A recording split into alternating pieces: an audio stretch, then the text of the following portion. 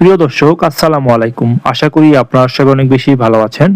আজকে আমি যে বিষয় নিয়ে আলোচনা করব তা হচ্ছে জামাতকে ঠেকাতে আওয়ামী লীগ এবং বিএনপি জোটবদ্ধ হয়ে আন্দোলন করবে। হ্যাঁ, শুনতে অবাক লাগলেই এটি সত্য, এটি বাস্তব। এই বিষয় নিয়ে আজকে আমি আলোচনা করব, অবশ্যই আমার ভিডিওটি দেখবেন। আপনারা জানেন, বাংলাদেশের ইতিহাসে 1971 সালের পর থেকে জামাত ইসলাম বাংলাদেশের রাজনীতির মাঠে সবচেয়ে বেশি শক্তিশালী এবং জামাত ইসলাম বাংলাদেশের মাটিতে এমনভাবে খুঁটি গেড়েছে, বিভিন্ন জায়গায়, বিভিন্ন প্রশাসনিক জায়গায় সেটি ভাঙতে হলে বিএনপি একার দ্বারা সম্ভব নয়। সেজন্য আমি বলতে চাই, আওয়ামী লীগ এবং বিএনপি ছাড়া জামাতকে ঠেকানোর আর কোনো রাস্তা নেই।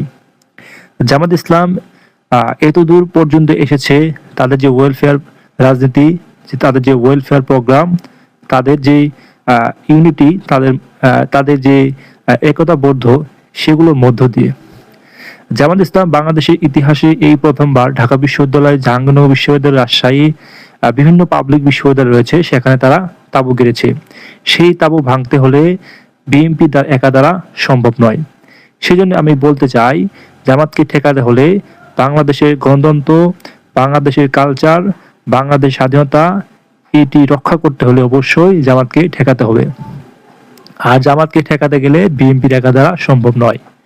এবং বিএনপি এক পর্যায়ে জামাতকে ঠেকাতে গিয়ে তারা আওয়ামী লীগের সাথে আঘাত করবে এবং আওয়ামী লীগের সাথে তারা জোটবদ্ধ হয়ে মাঠে নামবে।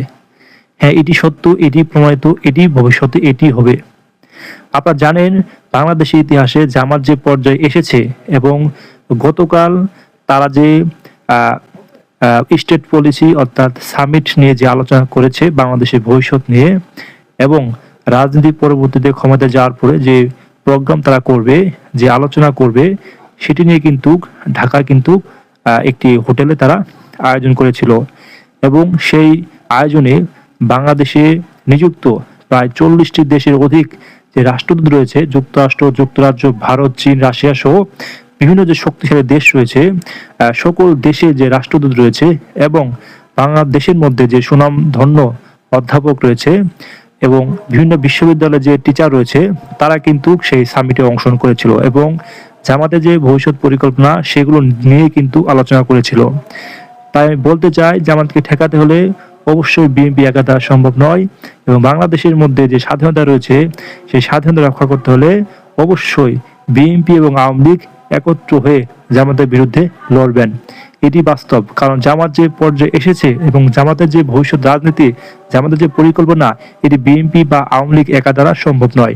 সেজন্যই আমার মনে হয় আওয়ামী লীগ এবং বিএনপি একত্র হয়ে জামাতের বিরুদ্ধে লড়বেন।